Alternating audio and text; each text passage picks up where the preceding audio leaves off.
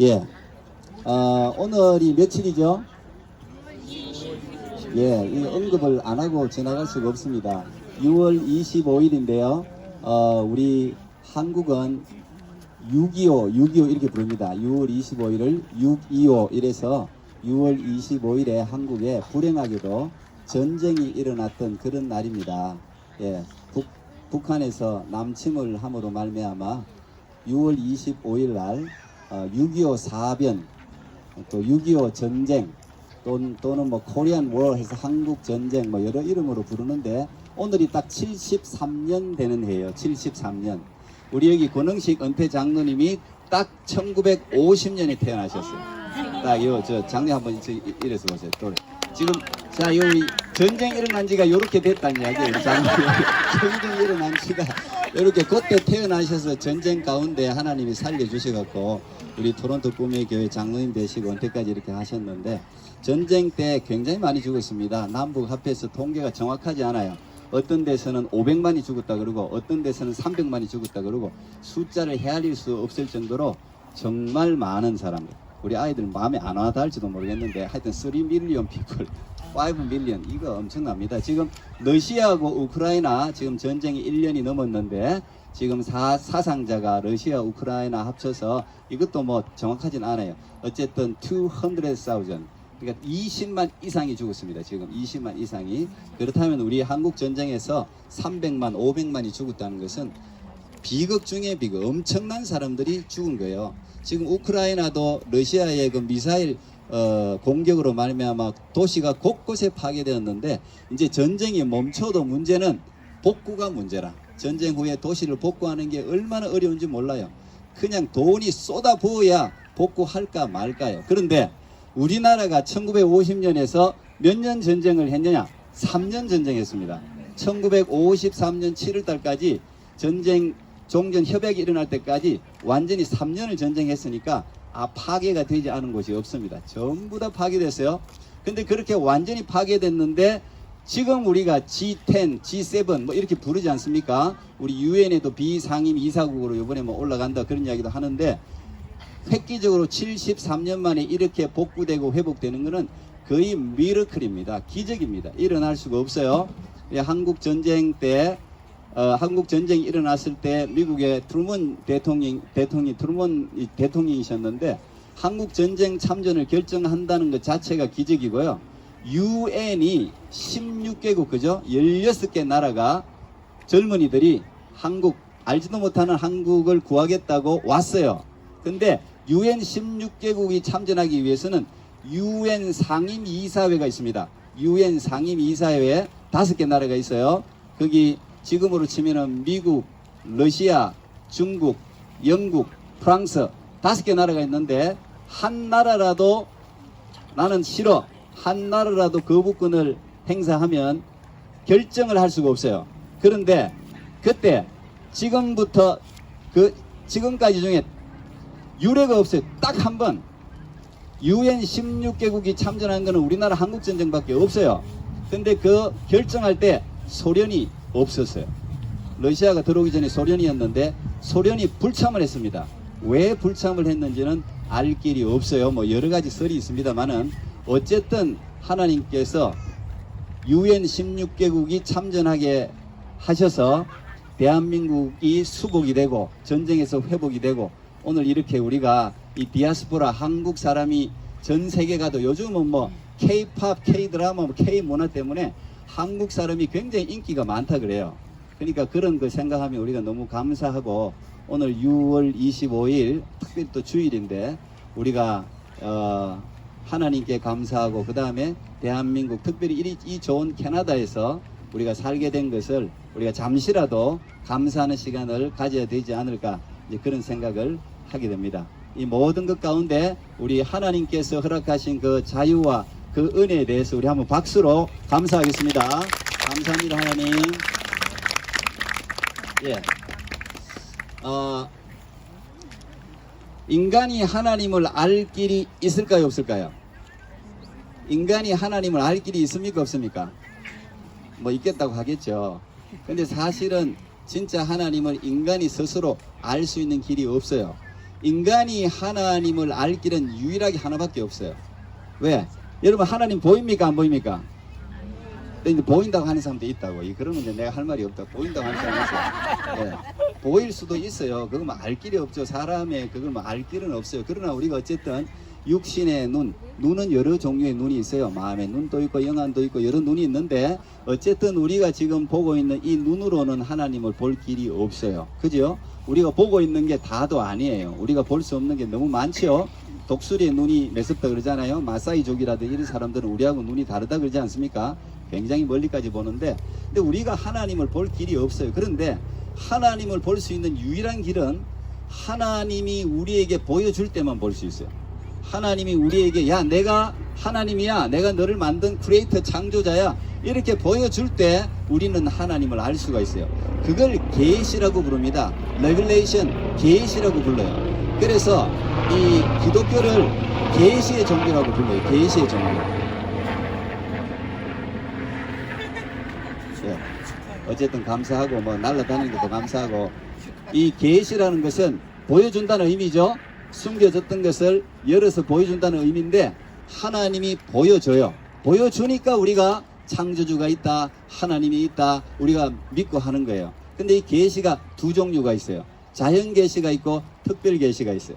내추럴 레벨레이션이 있고 스페셜 레벨레이션이 있는데, 이 자연 계시는 일반적으로 모든 사람들한테 보여지는 거예요. 그걸 통해서 우리가 하나님의 어떤 존재를 인식할 수가 있는 거예요. 그 중에 가장 흔한 게 자연입니다. 자연. 왜 우리가 어떤 작가의 작품을 보면 그 작가를 만나지 않아도 그 그림을 보거나 음악을 듣거나 조각상을 보거나 하면은 그 작가를 연상할 수가 있지 않습니까? 아, 작가가 이런 데 신경 쓰는 사람이구나, 아, 이런 감각이 있는 사람이구나, 이런 데 관심 있는 사람이구나, 이걸 알 수 있듯이 이 천지 만물을 태초에 하나님이 천지를 창조하시니라, 이게 성경 창세기 1장 1절인데 하나님이 천지 만물을 창조했다면 이 모든 게 하나님의 작품이죠. 그래서 이 작품들 가운데 하나님의 속성이 있는 거예요. 이 자연을 보면. 그래서 로마서 1장 20절이나 이런 데 보면 하나님의 신성, 하나님의 능력이 하나님이 만든 모든 만물 가운데 나타났기 때문에 인간이 핑계할 수 없다는 말을 거기에 적어 놓고 있어요.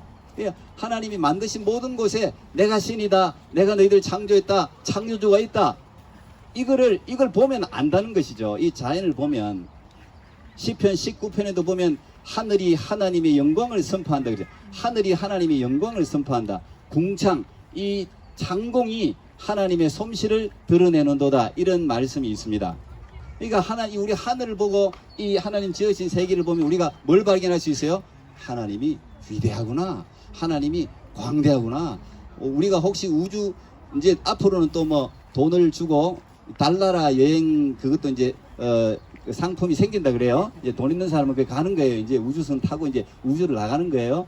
근데 우리가 이 지구 안에서도 우리가 보지 못하는 세계가 너무 많은데, 만약에 우리가 우주까지 나가서 본다면 거의 기절할 거예요. 이 자연 만물 앞에서도 사람은 경외심을 느끼거든요. 그걸 보면서 야, 하나님이 이런 것까지 만들었단 말이야. 하나님은 위대하다. 하나님은 위대하다. 근데 하나님이 또 만드신 위대할 뿐 아니라 하나님 만드신 자연 세계를 보면 이 식물뿐 아니라 동물, 벌레, 꽃, 뭐 온갖 종류가 다 있는데, 이걸 우리가 이렇게 보면은 야, 이 개미는 개미의 세계가 있고 뱀은 뱀의 세계고 새는 새의 세계가 있고 그 세계들이 다 있어요. 그들이 다니는 길이 있고 그들이 먹는 먹이가 있고 그래요. 그런 걸 보면은 야, 하나님은 정말 다양하신 분이다. 하나님은 정말 모든 것을 다 유니크하게 창조하셨구나. 하나님은 이렇게 디테일하시구나. 하나님은 관심 없는 게 없구나. 오늘 있다가 내일 아궁이에 던지우는 덜풀도 하나님이 기르신다고 했잖아요. 하나님이 그런 덜풀까지도 관심을 가지고 기울이신다면 야, 하나님이 나를 모를 리가 없다, 이렇게 생각이 되겠죠. 이 모든 자연 만물이 이 하나님을 나타내는 거예요. 그 가운데서 우리가 하나님을 이제 발견하게 되는 것이죠. 아침에 주의 인자심이, 밤마다 주의 성실하심이. 아침 저녁이 여러분, 봄 여름 가을 겨울이 이게 이제 이 주기라든지 이게 파괴되면은 지구가 위기가 찾아온 거예요. 밤낮이 지금도 뭐 어디 한 곳에 한꺼번에 가뭄이 있다가 홍수가 있다가 이제 이런 자연의 이 어떤 이상 기후로 말미암아 우리 지구가 지금 몸살을 앓고 있지 않습니까? 이 지구가 이제 병든 거죠. 이 태양은 모든 사람들한테 골고루 비치지 않습니까? 태양이 없는 나라가 없잖아요. 그런 걸 보면 우리가 하나님이 없는 곳이 없구나. 그걸 이제 무소부재라 부릅니다. 오늘 이 시편 139편이 두 가지 주제가 있는데, 하나는 Almighty God, 전지전능. 하나님은 모르는 게 없다. 하나님 모든 것을 아신다. 요걸 나타내는 거고, 오늘 7절부터 읽었던 이 말씀은 하나님은 편재, 하나님은 계시지 않는 것이 없다. 내가 저 높은 하늘에 올라가도 하나님은 거기 계시고, 내가 가장 낮은 서울에 내려갈지라도 하나님은 거기 계시더라. 다윗이 그걸 깨달은 거예요. 이 엄청난 신학적인 주제를 다윗이 굉장히 쉽게 신앙적인 주제로 착 바꾸는, 다윗이 지은 시 중에 어떤 사람은 가장 위대한 시가 이 시편 139편이라고 불러요.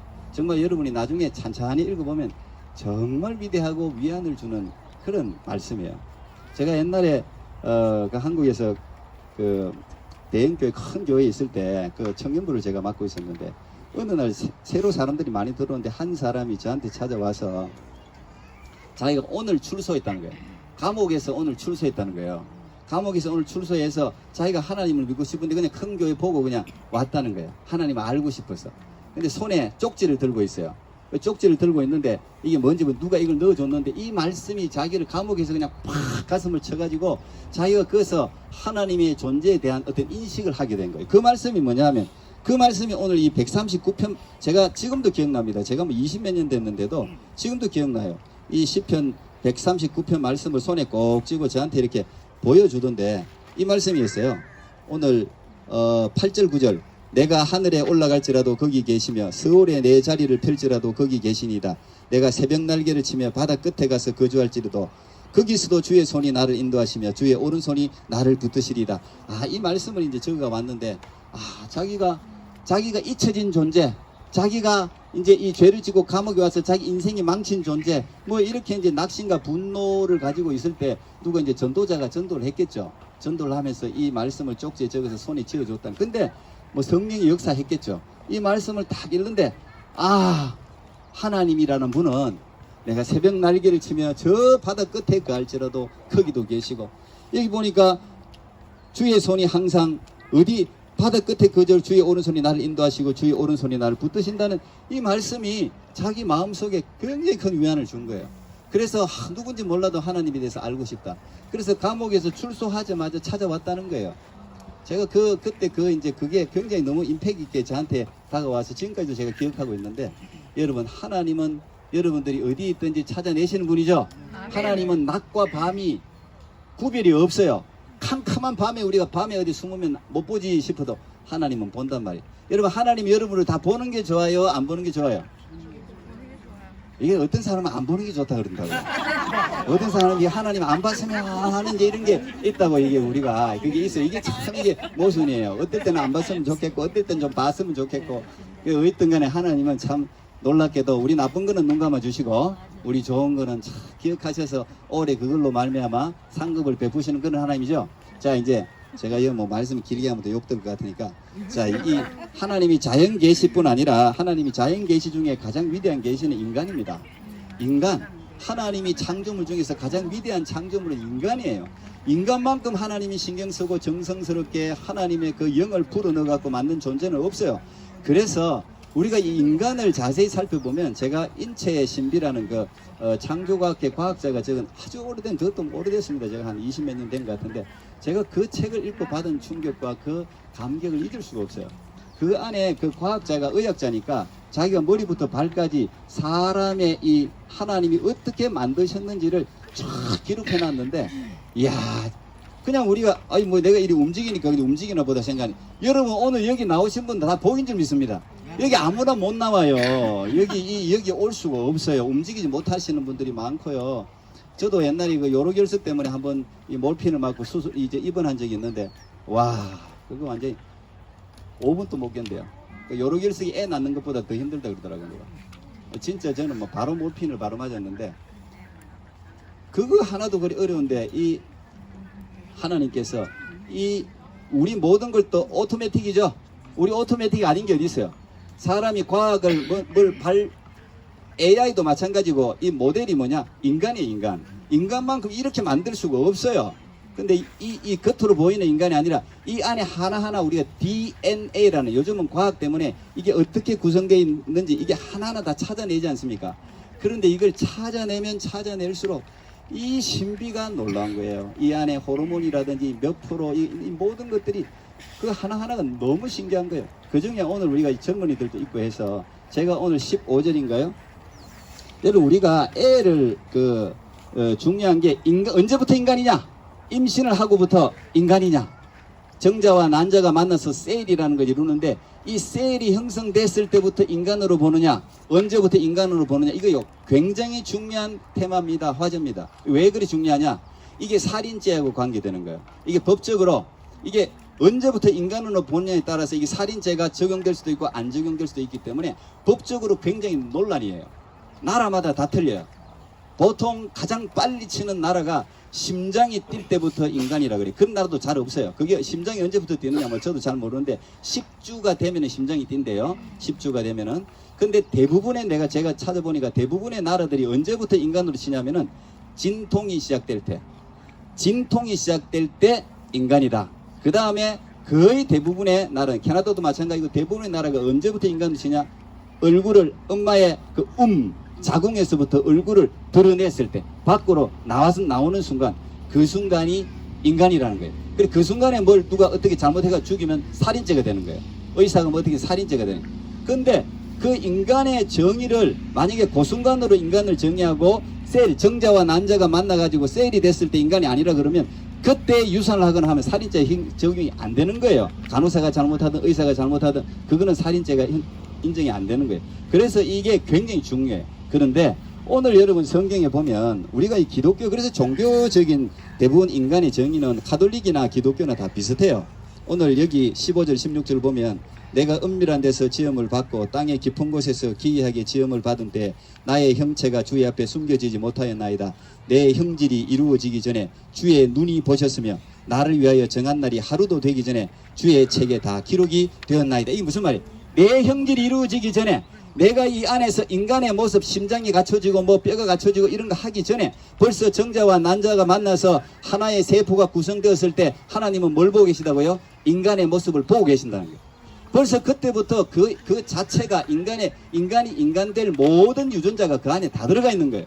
그래서 임신을 하면 생명이에요. 인간이라는 거예요. 그래서 종교적인 정의는 전부 다 딱 정자와 난자가 만나서 셀을 이루는 순간을 인간으로 보는 거예요.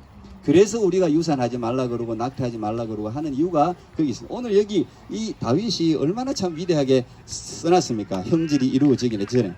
이 하나님께서 우리를 벌써 엄마 뱃속에 있기도 전에, 그죠? 우리는 있기도 전에 하나님이 아신다 그랬죠. 하나님이 아신다.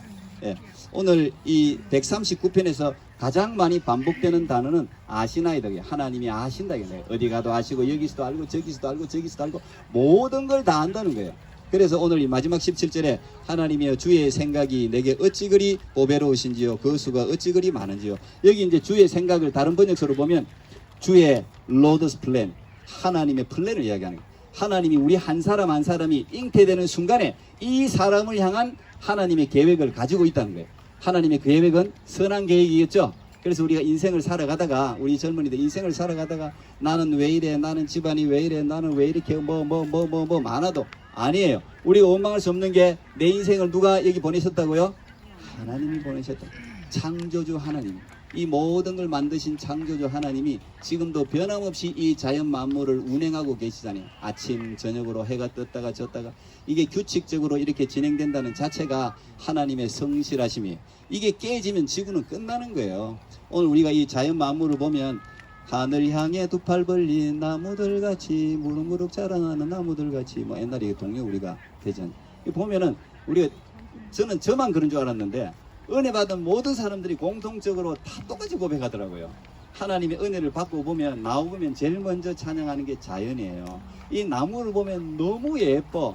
모든 나무들이 다 두 팔을 벌리고 찬양하는 거잖아요. 거꾸로 이렇게, 뭐 혹시 있겠지 그런 나무도. 근데 대부분의 나무는 전부 다 이렇게, 여러분 보시다시피 하늘을 향해서 두 팔을 벌리고 창조주 하나님을 찬양하도록 이렇게 다 하나님이 이렇게 설계하고 만들어 놓았어요. 여러분, 여러분의 삶에 이 자연 만물을 보면서 우리가 오늘 가슴을 크게, 이런 자연 만물을 보면서 가슴을 크게 열어야 돼. 마음을 크게 열고, 우리가 맨날 집에서 고민하고 벽만 쳐다보고 있다가 그러면은 생각이 좁아져요. 이 하늘을 보면서, 자연 만물을 보면서, 이 넓고 넓은 웅대하신 이 자연 세계를 보면서 위대하신 하나님, 살아계신 하나님, 능치 못함이 없으신 하나님, 모든 곳에 계시는 하나님, 이 하나님을 우리가 이 자연 세계를 보면서 오늘 바라볼 수 있는 그런 은혜가 여러분 모두에 있기를 축복합니다. 그래서 오늘 서로 아름다운 교제를 먹고 나누면서 서로 정말 성령 안에서 하나 되는 그런 아름다운 야외 예배가 되기를 축복합니다. 예, 우리 기도하겠습니다. 하나님 감사합니다.